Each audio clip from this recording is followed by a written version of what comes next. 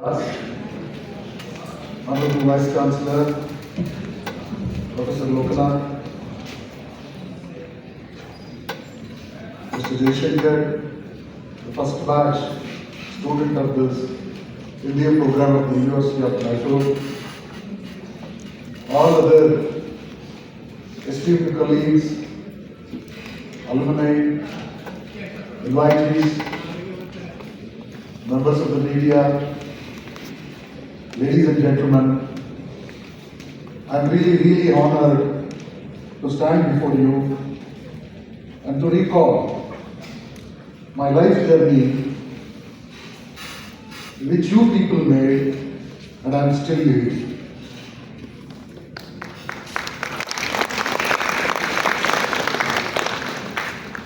MBA was not my choice. It was not my choice. Because by the time I could pass BCom and apply for a master's program, I was not even knew that there was a course like MBA. There was nobody to guide. My journey of education went like after 10th PUC, after PUC, some degree. After that, some program if you want. I had applied for 2 programs in the campus, that too at the pressure, because of the pressure of one of my classmates in BCom program who could not pass in the examination, a failed candidate who made me to take 2 applications costing 5 rupees each.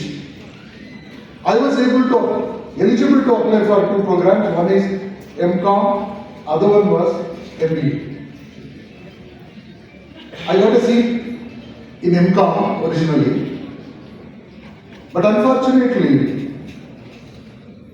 the seat was allotted in BR project Shimoga. Shimoga was our PG center. I was not in a position to go there. I rejected that offer, thinking of what to do. All of a sudden, MBA entrance test. There was an entrance test used to be conducted by the department at that time itself. I belonged to the batch of 1986-87. Selections for the course used to be made on the basis of an entrance test. I got the letter and I wrote the entrance test. I got a C. I remember I said MBA was not my choice, but I'm a teacher by choice. It was my passion. It was my considerate decision to become a teacher. That's what made me to stand before you. ತುಂಬಾ ಮಾತಾಡಬೇಕು ಹೋದ್ರೆ ಭಾವನೆಗಳ ಮಹಾಪೂರ್ವ ಎದ್ದು ಬಿಡಬಹುದು. ನನಗೆ MBA ನಾನು ಕೆಲಸ ಮಾಡಿದ್ದೀನಿ ಅನ್ನೋದಕ್ಕಿಂತ MBA ಕಳೆದ 36 ವರ್ಷಗಳಿಂದ ನನ್ನನ್ನು ಸಾಕಿದೆ. ನಾನು ಬದುಕ್ತಾ ಇರೋದು MBA ಇಂದ. The reason for me to become a teacher was simple. Degree ಆದ್ಮೇಲೆ ಏನಾದರೂ ಯಾರಿಗಾದ್ರೂ ನೇರವಾಗಿ ಉದ್ಯೋಗ ಆಗುವಂಥದ್ದನ್ನ ಏನೂ ಬಂಡವಾಳ ಆಗದೆ ನಾವು ಖುಷಿ ಪಟ್ಕೊಂಡು ಮಾಡ್ಬೋದಾದಂತ ಯಾವ್ದಾದ್ರು ಕೆಲಸ ಇದೆಯಾ ಅಂದ್ರೆ ನನ್ಗನ್ಸುದು ಜ್ಞಾನವನ್ನು ಹಂಚೋದಕ್ಕಿಂತ ತಿಳುವಳಿಕೆಯನ್ನು ಹಂಚೋದಕ್ಕಿಂತ ಬೇರೆ ಯಾವುದೂ ಇಲ್ಲ. ಈ ಮಾತನ್ನ ನೆನಪಾಡ್ಕೊಳ್ಳೋಕೆ ಈ ಪ್ರೇರಣೆ ನನಗಾಗಬೇಕಾದ್ರೆ ನನ್ನ ಮಹಾನ್ ಅಧ್ಯಾಪಕರುಗಳು ಗುರುಗಳು ಕಾರಣ. ಅವರ ಪ್ರೇರಣೆಯಿಂದಾಗಿ ಅಂಥ ಭಾವನೆ ನನಗೆ ಬಂತು. ಆ ಕಾರಣಕ್ಕೆ ನಾನು ಟೀಚರ್ ಆದೆ. ಈಗ ಎಲ್ಲರೂ ಮಾತಾಡೋದನ್ನು ಕೇಳಿಸ್ಕೊಂಡ್ರೆ ಏನು ನನ್ನ ರಿಟೈರ್ಮೆಂಟ್ ಆಗಬೇಕು ಅಂತ ಮಾತಾಡ್ತಾ ಇದ್ದಾರ ಅಂತ ಅನ್ಸುತ್ತೆ. ಯಾಕಂದ್ರೆ ನಾನು ರಿಟೈರ್ ಆಗೋದು ಮಾರ್ಚ್ 31ನೇ ತಾರೀಕು, ಇನ್ನೂ 3 ದಿನ ಇದೆ. ನಾನು ನನ್ನ ಸೇವೆಯ ಪ್ರತಿಯೊಂದು ಕ್ಷಣವನ್ನು ಎಂಜಾಯ್ ಮಾಡಿದವರು. ನನ್ನ 3 ದಿನ ಮೊದಲೇ ಇನ್ನು 3 ದಿನ ನನಗೆ ಅವಕಾಶ ಇದೆ. So really I love my profession so much. ನನ್ನ ಹಳೆಯ ವಿದ್ಯಾರ್ಥಿಗಳನ್ನೆಲ್ಲ ನೋಡಿದಾಗ ವಯಸ್ಸಾದದ್ದು ಮರ್ಕೊಂಡು 62 ವರ್ಷ ಈಗ ನನಗೆ ಯೂನಿವರ್ಸಿಟಿನಲ್ಲಿ 62 ವರ್ಷಕ್ಕೆ ರಿಟೈರ್ಮೆಂಟ್. ಬೇರೆಯವರೆಲ್ಲ ಈಗ 60 ಸಾವಿರ ಅಂತಾರೆ, ಇಲ್ಲ ನಾನು 62ನೇ ವಯಸ್ಸಲ್ಲೂ ಕೂಡ ನನ್ನ ವಿದ್ಯಾರ್ಥಿನಿಯರನ್ನೆಲ್ಲ ನೋಡಿದಾಗ ನಾನು ಚಿಕ್ಕವನಾಗಿದ್ದೆ, ಇನ್ನೂ ಚಿಕ್ಕವನಾಗ್ತಾ ಇದ್ದೀನೇನೋ, ಈಗಷ್ಟೇ ಗಂಗೋತ್ರಿಗೆ ಸೇರ್ಕೊಂಡಿದ್ದೀರೇನೋ ಅಂತ ಅನ್ಸುತ್ತೆ. ಪಾಂಡೆ ಅವರು ಹೇಳಿದ್ರಲ್ಲ, ಆ ಒಂದು ಘಟನೆ, ಟ್ರೈನ್ ಮಿಸ್ ಮಾಡ್ಕೊಂಡದ್ದು, ರೈಲ್ವೆ ಟೈಮಿಂಗ್ಸ್ ಅಲ್ಲಿ 9 ಗಂಟೆಯನ್ನ 21 ಅಂತ ಬರೀತಾರೆ, 9 ಗಂಟೆನ ರೈಲ್ವೆ ಟಿಕೆಟ್ ನಲ್ಲಿ 21 ಅಂತ ಬರೀತಾರೆ. ನಮಗಿದ್ದಾರೆ ಪ್ರಶಾಂತ್ ಇಲ್ಲೇ ಇದ್ದಾರೆ. ಇವರು 11:15 ಅಂತ ಬರ್ಬಿಟ್ರು, 21 ಅಂತ ಅವ್ರು ಬರೀದು 9 ಗಂಟೆನ, ಇವರು 11 ಅಂತ ಬರ್ಕೊಂಡಿದ್ರು. ಎಲ್ಲ ರೆಡಿ ಇದೆಯಲ್ಲಪ್ಪ, ಎಲ್ಲ ರೆಡಿ ಇದೆ ಸರ್, ಕರೆಕ್ಟ್ ಇದೆ ಸರ್, ಹೋಗೋಣ ಸರ್, ಹೋಗೋಣ ರೈಲ್ವೆ ಸ್ಟೇಷನ್ ಹೋದ್ರೆ ಪ್ಲಾಟ್ಫಾರ್ಮ್ ಹೋಗೋದು ಖಾಲಿ ಇದೆ. ನನಗೆ ಪಾಂಡೆ ಅವರ ಘಟನೆಯನ್ನು ವಿವರಣೆ ಮಾಡಿದ್ದಾರೆ. ಒಂದು ರಾತ್ರಿ ಪೂರ್ತಿ ವಿದ್ಯಾರ್ಥಿನಿಯರನ್ನ, ಅವತ್ತು ಮೊಬೈಲ್ ಇರಲಿಲ್ಲ, ಮೊಬೈಲ್ ಇಲ್ಲದ ಕಾಲ ಯಾರು ಸಂಪರ್ಕ ಮಾಡೋಕ್ಕಾಗ್ತಿರ್ಲಿಲ್ಲ.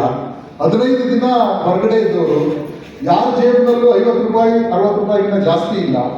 ಯಾಕಂದ್ರೆ ಟ್ರೈನ್ ಹತ್ತಿದ್ಮೇಲೆ ಬೆಂಗಳೂರು ಬಂದ್ಬಿಡ್ತೀವಿ ಅನ್ನೋ ನಮಗೆ ಒಟ್ಟಾಗಿ ಸೇರಿಸಿದ್ರೆ ಒಂದು 700-800 ರೂಪಾಯಿ ಸಿಗ್ತಿತ್ತೇನೋ.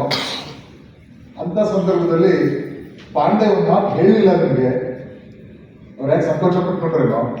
ಮೊಟ್ಟ ಮೊದಲಿಗೆ ಕ್ರಿಕೆಟ್ ಮಿಸ್ ಮಾಡ್ಕೊಂಡಿದ್ದೀವಿ ಅಂದಾಗ ನನಗೆ ಆಘಾತ ಆಯಿತು, ಅನ್ಕಾನ್ಶಿಯಸ್ ಆಗಿದೆ.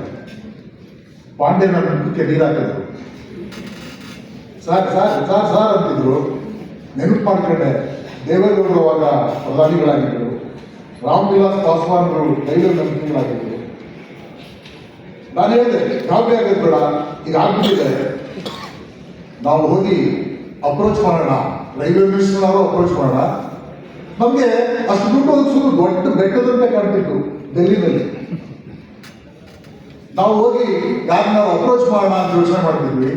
ಕೊನೆಗೆ ಏನೂ ಆಗಿದೆ, ಅಲ್ಲೇ ಯಾರೋ ಸಿಕ್ಕಿದಂಥ ಒಬ್ಬ ವ್ಯಕ್ತಿಯಿಂದಾಗಿ ನಮ್ಮ ಹಳೆ ಟಿಕೆಟ್ಗಳನ್ನ ರಿನ್ಯೂ ಮಾಡಿಸ್ಕೊಂಡು ಒಂದು ಸ್ವಲ್ಪ ದುಡ್ಡು ಕೊಟ್ಟು ಅವ್ರಿಗೆ ನಾಳೆಯ ಟಿಕೆಟ್ ರೈಲ್ಗೆ ನಮಗೆ ಒಂದು ಪೂರ್ತಿ ಬೋಗಿ ಹಾಕುವ ಹಾಗೆ ಮಾಡಿದ್ರು. ಒಂದು ಹೊಸ ಬೋಗಿ ಹಾಕಿ ನಮ್ಮನ್ನು ಕಳಿಸಿದ್ರು. ಆದರೆ ಅವತ್ತು ರಾತ್ರಿ ನಾನು ಪಾಠ ಕಲಿತೆ. ಒಂದು ಪಾಠ ಏನಂದ್ರೆ, ಪಾಂಡೆ ಇವರೆಲ್ಲ ಒಂದ್ ಕಡೆ ಇದ್ದಾರೆ, ಟಿಕೆಟ್ ಸಿಕ್ಕಿದ ಖುಷಿ, ಟಿಕೆಟೇ ಸಿಗಲ್ಲ ಅನ್ನುವಾಗ ಟಿಕೆಟ್ ಸಿಕ್ಕಿದ ಖುಷಿ.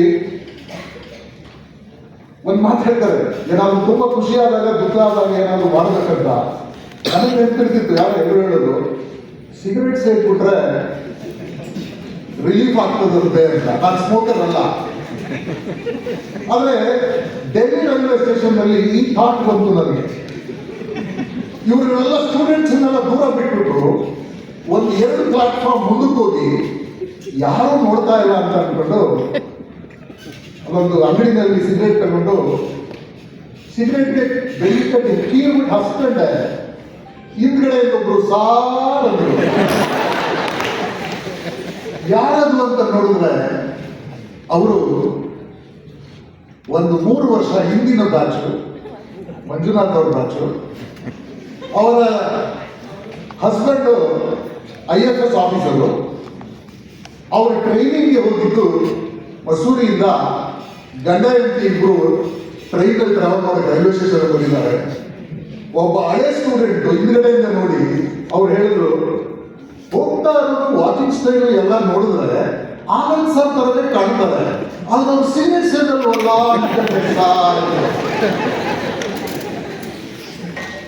ಅವತ್ತು ಅನ್ಕೊಂಡೆ, ವಿದ್ಯಾರ್ಥಿಗಳು, ಸಮಾಜ, ಅಧ್ಯಾಪಕರಿಂದ ತುಂಬಾ ನಿರೀಕ್ಷೆ ಮಾಡ್ತದೆ.